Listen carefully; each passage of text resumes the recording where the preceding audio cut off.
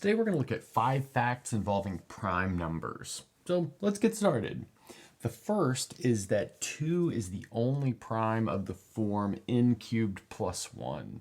So let's see maybe how we can prove that. So let's start by supposing that n cubed plus 1 is a prime number. And then we'll look at this and notice that n cubed plus 1 is the same thing as n cubed plus 1 cubed. And that's a sum of 2 cubes. And there's a standard factorization for a sum of 2 cubes. So let's recall that n cubed plus 1 is equal to n plus 1 times n squared minus n plus 1. So you can multiply that out if you would like, but you'll see that that works.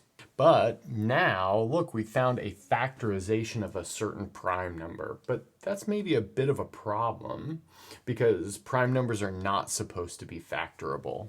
So that means one of these is equal to 1. When we know that, in fact, that n plus 1 cannot be equal to 1 because that means that n would be equal to 0. But if n is equal to 0, then n cubed plus 1 cubed is equal to 1, but 1 is not prime. So that means that this guy right here cannot be equal to 1.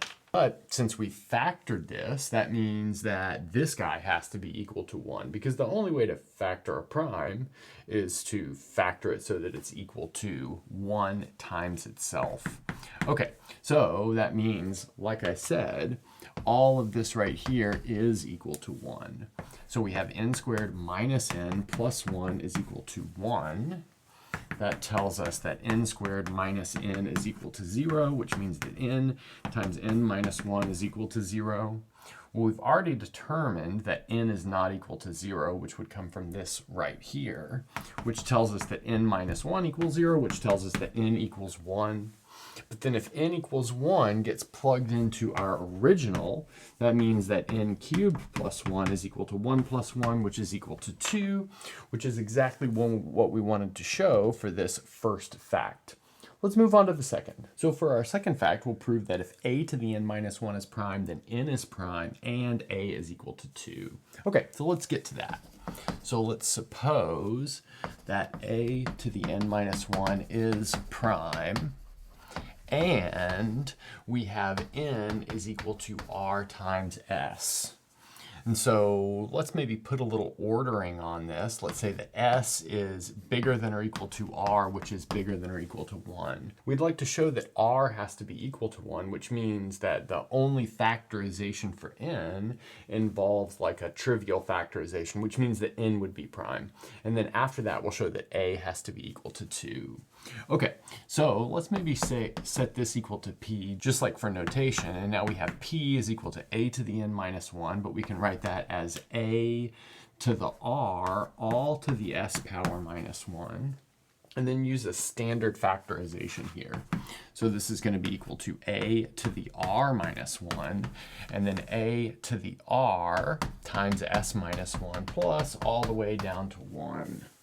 And let's just like point out what we're using here, which is that x to the s minus 1 equals x minus 1 times x to the s minus 1 all the way down to 1 like that, where x is equal to a to the r. Okay, nice. But now let's notice this term over here is most definitely larger than this term over here. So I won't go through all the details of that, but that's pretty obvious. But then we factored a prime into 2 terms. One is larger than the other. That means that this has to be equal to the prime itself, and then this has to be equal to the number 1. Okay, so that means we have a to the r minus 1 is equal to 1, which tells us that a to the r is equal to 2. But the only way to exponentiate a natural number to get 2 is for the exponent to be equal to 1 and the number to be equal to 2. So we have a is equal to 2 and r is equal to 1. So immediately we've achieved the fact that a is equal to 2. And then the fact that r is equal to 1 tells us the only factorization of our n involves the number 1, which means it is prime. So that's what we get as well. So n is prime. But that's exactly what we wanted for this second fact. So for our third fact, we'll look at so-called prime triples, and we'll show that 3, 5, 7 are the only prime triples. So this is built off a conjecture, which is like getting close to being proved, that there are infinitely many prime twins or twin primes. And those would be primes that are differing by 2. So that would be like p and p plus 2. So like I said, the conjecture is that there's infinitely many of those, but there's only a single prime triple, and that would be this 3, 5, 7, and let's prove that. So that would be collections of primes of the form p, p plus 2, and p plus 4. Okay, so let's maybe start by supposing that p is not equal to 3. So if p is equal to 3, we get this one right here, but we've already got this one.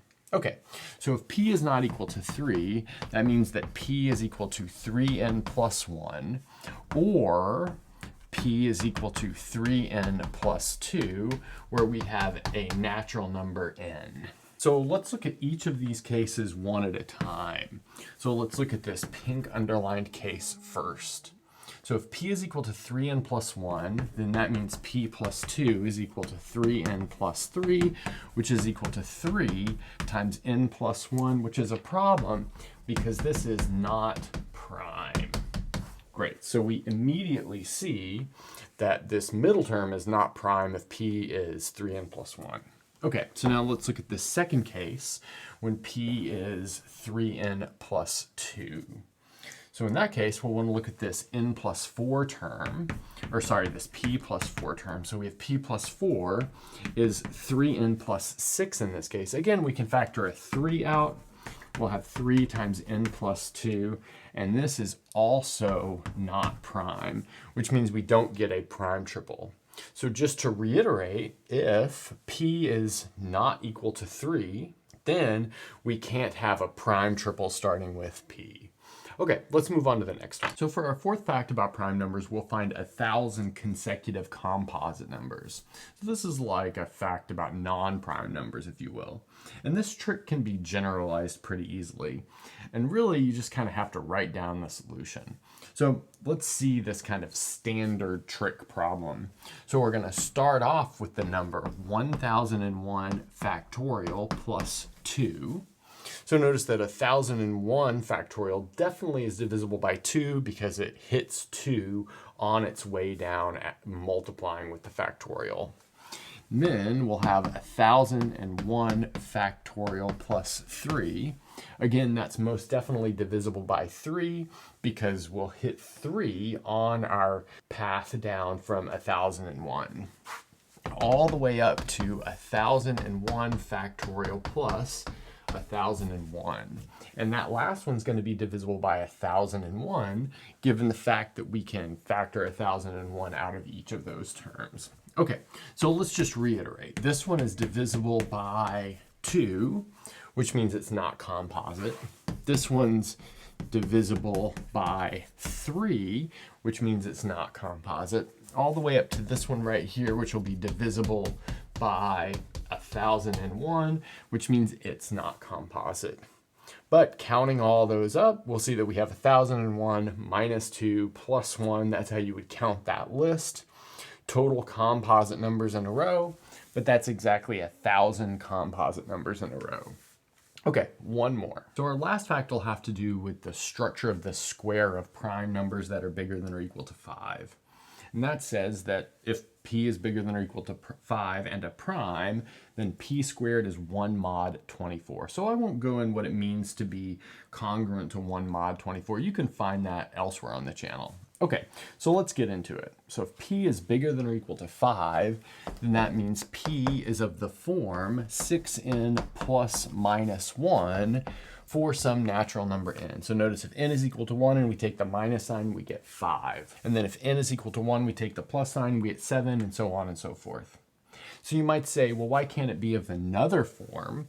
Well, notice that 6n plus 2 is out because that's most definitely an even number. 6n plus 3 is out because that thing's divisible by 3.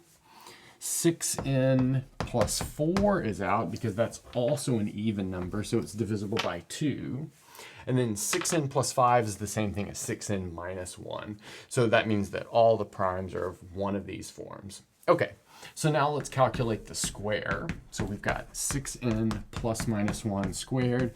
That'll give us 36 n squared plus minus 12n plus 1, like that. So now we can factor a 12n out of this. So let's do that. So we have 12n, and then 3n plus minus 1, and then plus minus 1, like that. And now we're going to split this into two cases. So our first case will be the case if n is even. So if n is even, it's of the form 2 times m.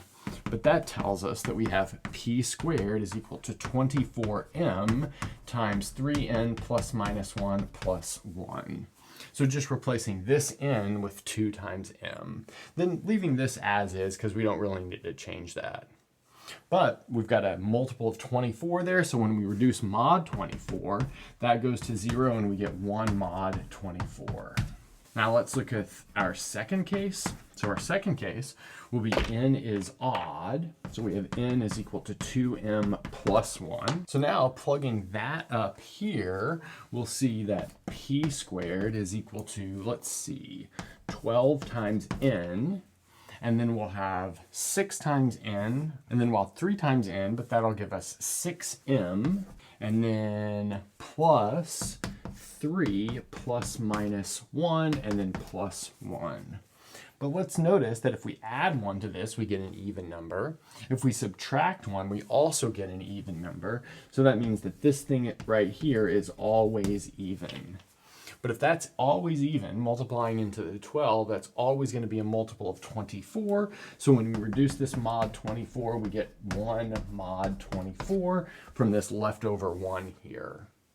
So in both of these cases, we get that p squared is 1 mod 24, which is exactly what we wanted for our last fact.